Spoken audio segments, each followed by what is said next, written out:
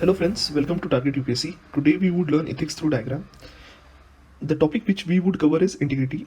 Integrity is defined as adhering to one's moral and ethical code. It is also being defined as being undivided. With respect to integrity, you can draw a diagram which shows three types of integrity, that is personal integrity, institutional integrity, and third is professional integrity. Below that, we have mentioned the examples for each type of integrity. That with respect to professional integrity, doctors following Hippocratic oath is professional integrity, ensuring professional integrity. Bureaucrats or IS officer following bureaucratic values or Nolan values is ensuring institutional integrity. And a person who has strong environmental ethics or environmental morals, not using plastic bag, is a form of personal integrity. The next diagram is related to relationship between honesty, integrity, and probity. Honesty is a subset of integrity, and integrity is a subset of probity. Probity is the highest value. Probity is the highest value, which means adhering to the highest standards and values.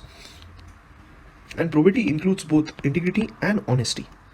Next diagram is with respect to probity, which includes honesty, trust, integrity, and character.